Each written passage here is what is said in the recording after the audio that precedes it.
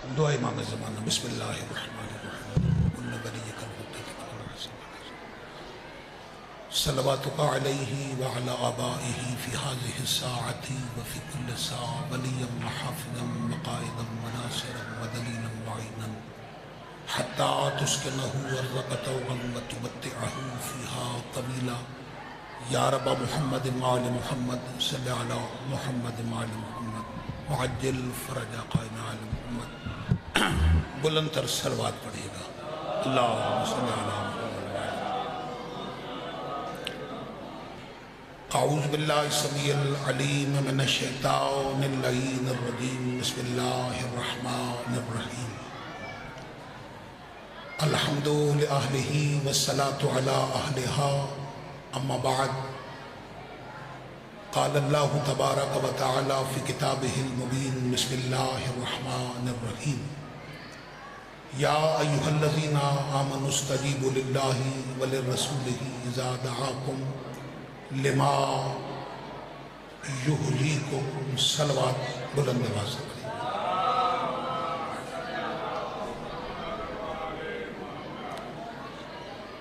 اختصار سے کچھ معروضات پیش کرنا چاہوں گا، اگر احباب سننا چاہتے ہیں تو پھر میں سناؤں گا، اور اگر دیکھنا ہے تو دیکھیں ادھر وہ آگے ہیں۔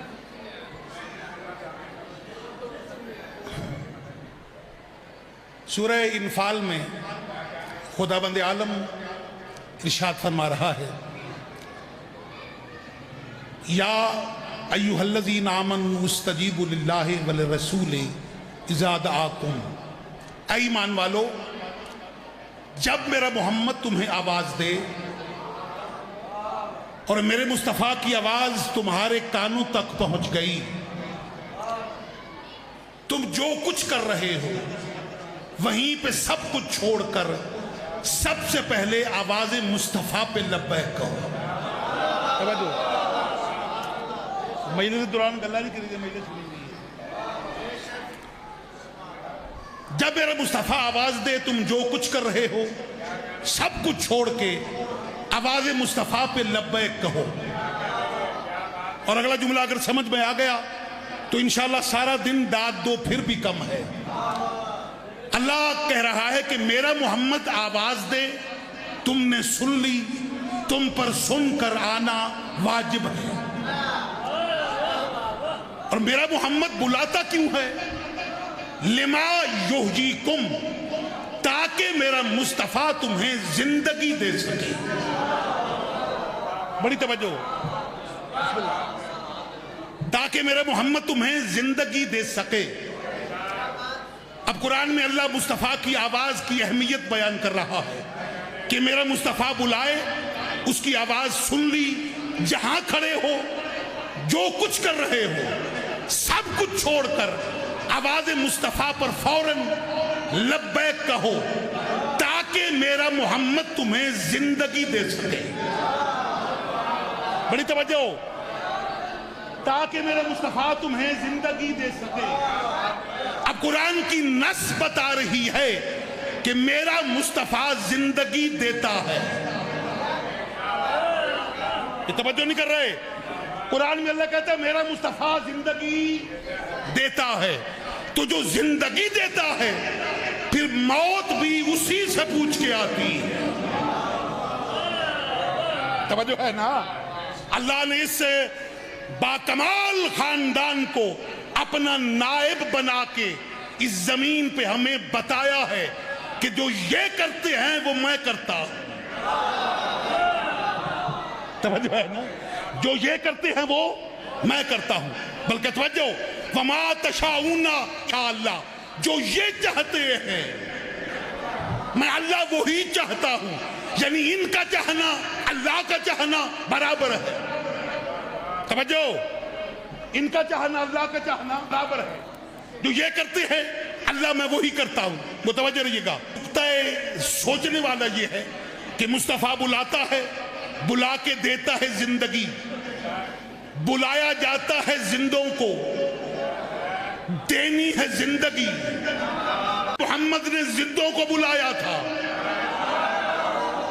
توجہ، زندوں کو بلا کے ہاتھ علی کا پکڑ کے کیا کہا تھا؟ من کنت مولاہ فہذا علی لاشیں، یہ زندہ لاشیں ہیں. علی کی ولایت کا منکر مردہ ہے. میرے مولا علی کی ولایت کا منکر مردہ ہے، اور مردہ نجس ہوتا ہے. توجہ نہیں کر رہے. مردہ بغیر غسل کے بغیر مردہ نجس ہوتا ہے. مر جائے تو نجس ہو گیا، غسل دیا تو پاک ہو گیا. یہ مرنے کے بعد یہ نجس کیوں ہوتا ہے؟ نجاست کی وجہ کیا ہے؟ کہ روح اللہ کا امر ہے، اور جب اب امر نکل جائے تو بندہ نجس ہو جاتا ہے. یعنی جس کے روح سے، جسم سے امر نکلے وہ نجس ہے، تو جس کے دل سے اولل الامر نکل جائے.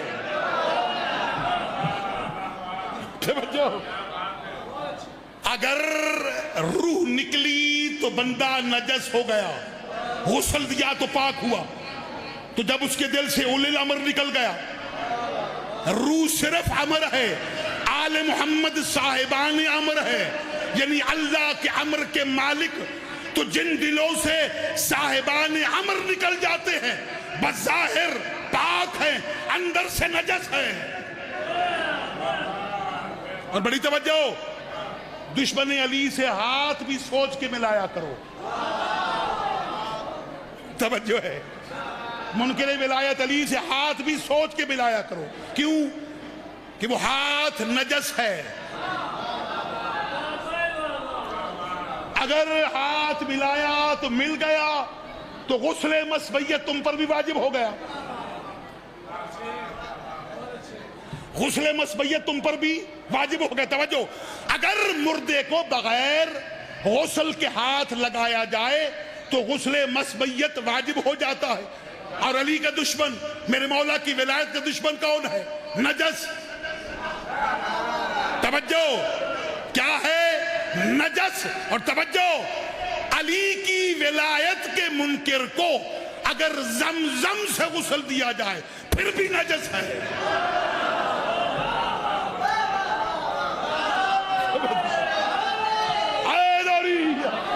توجہ ہے نا. اگر اسے زمزم سے نہلایا جائے نا وہ پھر بھی نجس ہے. کیوں؟ کہ پاک تب ہوگا کہ جب اس کی طینت پاک ہوگی، اور طینت تب پاک ہوگی جب علی کے اللہ کے بنائے ہوئے علی کے ولی کو علی ولی اللہ کا اقرار کیا جائے تو بندہ یہاں سے بھی پاک، طینت بھی پاک. اور یہ واحد وہ شخصیت ہے کہ جس بارے میں رسول کا فرمان ہے، یا علی حبو کا اللہ حلالی، علی تجھ سے محبت رکھنے والا سوائے حلالی کی کچھ ہو نہیں سکتا. اور توجہ، میرے مولا علی علیہ السلام فرماتے ہیں کہ جس بندے کے دل میں میری محبت ہے اور میری ولایت کا اقرار کر کے مجھے وہی تسلیم کرتا ہے جیسے تسلیم کرنے کا حق ہے، تو وہ بندہ کبھی بھی جہنم میں نہیں جائے گا. اور جس بندے کے دل میں مجھ علی کی ولایت کے تھوڑا سا بغض ہے، خار رائی کے دانے کے برابر بھی ہو، اتنا بغض بھی ہو، تو پھر وہ جنت کی خوشبو نہیں سونگھ سکتا. اچھا، میں پیر ابو الحسن شاہ جی، میں کچھ بندے تھے بڑے حیران ہاں، جو بندے علی کو مانتے بھی ہیں، علی سے محبت بھی کرتے ہیں، دعوی محبت علی بھی رکھتے ہیں، اور جہنم کا خوف بھی ہے. توجہ ہے نا، جہنم کا خوف بھی ہے. پھر ان کے ماننے پہ شک ہے کہ وہ مان کیا رہے ہیں. پہلے اپنی معرفت، اپنا عرفان بلند کرو کہ مانتے علی کو ہو جس کے بیٹے جنت کے سردار ہیں. اور پھر جہنم کا خوف، یہ خوف بتاتا ہے کہ تو یہاں سے اور ہے، یہاں سے تیری منبر پہ تقریر اور ہے، کتابوں میں تحریر اور ہے، تیرا ظاہر الگ، تیرا باطن الگ. توجہ ہے نا. تو جو کہتا ہے وہ کرتا نہیں ہے، اور یہاں سے جو کہتا ہے وہ کرتا نہیں ہے، یہ اور ہے، یہ اور ہے۔ اور منافق کی نشانی پتہ کیا ہوتی ہے؟ جو یہاں سے اور ہو، یہاں سے اور، تب جو ہے نا۔ اس لیے علی کا دشمن منافق بھی ہے اور مقصر بھی ہے۔ لو میں اب قرآن کی آیت پڑھ کے آپ کو آج کی اس سے پوری مجلس کا نتیجہ دینا چاہتا ہوں۔ اللہ فرماتا القیا جہنما کل کفار وعنید، بروز معاشر اللہ حکم دے گا پھینک دو جہنم میں سارے کافروں کو اور عنیدوں کو۔ کن کو؟ کل کفار وعنید، سارے کافر سارے عنید۔ جب کافر چلے گئے، عنید کون ہے؟ توجہ ہے نا، عنید ہے لفظ عناد سے، اور عناد کا معنی ہے دشمنی۔ اللہ کہنا کیا چاہتا ہے؟ کل کفار وعنید، پھینک دو جہنم میں سارے کافروں کو اور علی سے بغض رکھنے والوں کو، علی سے بغض رکھنے والوں کو۔ یہ باز یہ نشین فرما لو، علی اللہ کا بنایا ہوا ولی ہے، ید اللہ بھی ہے، عین اللہ بھی ہے، وجہ اللہ بھی ہے، لسان اللہ بھی ہے، نفس اللہ بھی ہے، جنب اللہ بھی ہے، اذن اللہ بھی ہے، وجہ اللہ بھی ہے۔ توجہ ہے نا، یہ ساری صفات کمالیہ بتاتی ہے کہ اللہ کی پہچان کا پہلا ذریعہ علی ہے۔ اللہ کی پہچان کا پہلا ذریعہ، اور اللہ نے یہ سارے ملاپ کیسے ملائے؟ کعبہ اللہ کا گھر، آنے والا علی، کعبہ اللہ کا گھر، آنے والا علی۔ توجہ، علی نے کعبے میں آ کے دستک نہیں دی، اور نہ کعبے کے دروازے سے علی آیا ہے۔ علی کی ماں تو کعبے کی دیوار کو توڑ کے اندر گئی، گرانے والا خدا، جانے والی بنت اسد، اور جب کعبے میں داخل ہوئی، علی کی ماں نے پہلا قدم رکھا، اندر سے آواز آئی السلام علیکم یا اماں، اے میری والدہ گرامی میرا سلام ہو۔ توجہ، عربی لغت میں مولود اسے کہتے ہیں جو دنیا میں آ چکا ہو، آنے والا نہیں، آ چکا ہو۔ اور یہ آنے والی ہستیاں ہر قسم کی نجاست سے پاک ہے، اللہ نے رجس ان سے دور رکھا ہے، رجس ان کے قریب نہیں جاتا اور یہ رجس کے قریب نہیں جاتے۔ اس لیے جو بندے مجلس سے دور رہتے ہیں نا، مجلس میں نہیں آتے، ان کے بارے میں فکر نہ کیا کرو، اس کی وجہ ہے کہ وہ ہیں ہی رجس۔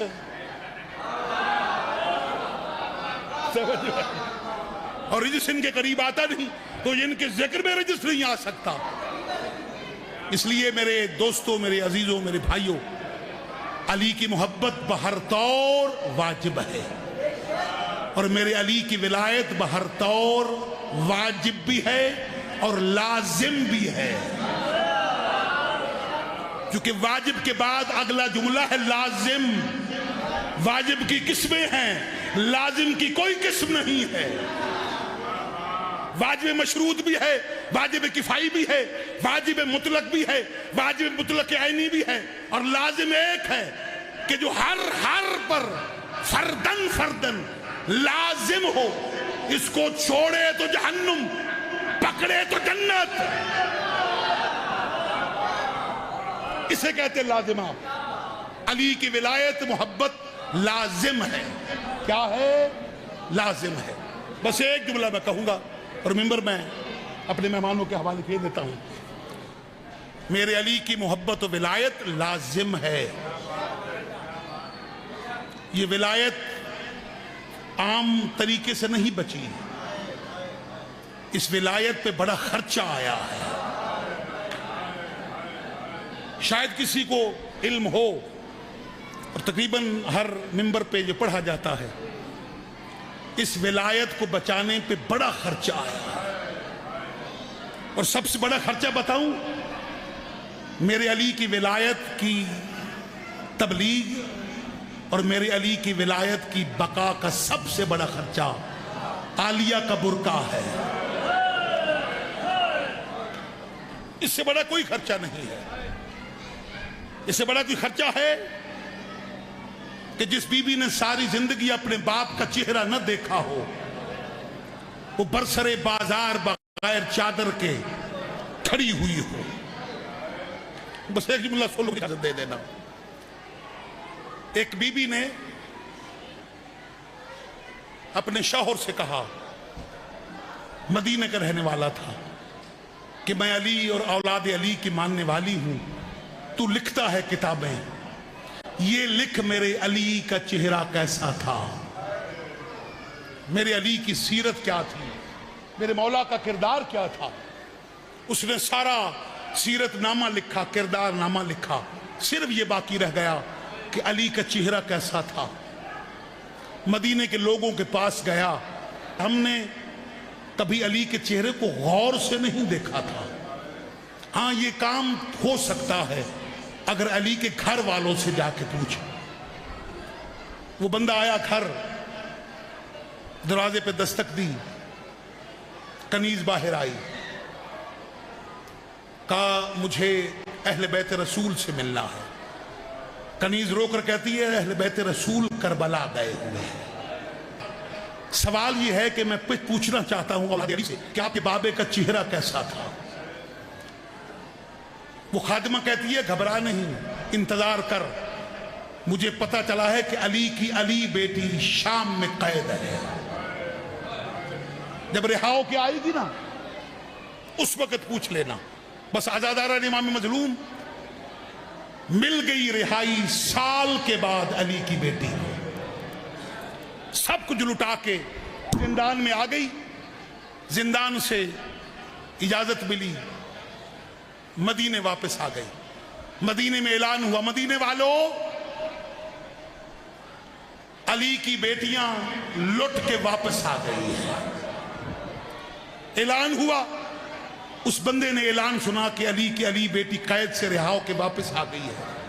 اس نے اپنی زوجہ سے کہا جا محلہ بنو ہاشم میں جا کے نا پہلے پرسہ دینا اور پھر پوچھنا کہ میرے شوہر نے آپ کے بابا کی سیرت و صورت پہ کتاب لکھی ہے، صرف یہ بتا دے آپ کے بابے کا چہرہ کیسا تھا. عزادارہ وہ شوہر کی کہنے پر حویلی بنو ہاشم میں آئی، سلام کیا، بیٹھ گئی.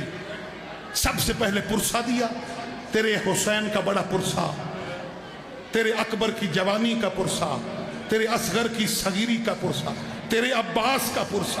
پرسہ دینے کے بعد نا اس نے کہا بی بی میں ہاتھ جوڑ کر کہتی ہوں میرے شوہر نے آپ کے بابا کی سیرت و صورت پہ کتاب لکھی ہے، صرف ایک بات رہ گئی ہے کہ آپ کے بابے کا چہرہ کیسا تھا. علی کی بیٹی نے بات سنی، سر پہ ماتم کیا، رو کے کہتی کاش میں نے کبھی اپنے باپ کا چہرہ غور سے دیکھا ہوتا. عزادارہ امام مظلوم جو بیوی ساری زندگی اپنے باپ کا چہرہ نہ دیکھ سکی، اللہ جانے وہ بازار شام میں بغیر چادر کے کیسے کھڑی ہوگی. اور ایک ہی سوال کرتی تھی، کوئی ہے جو مجھے چادر دے دے.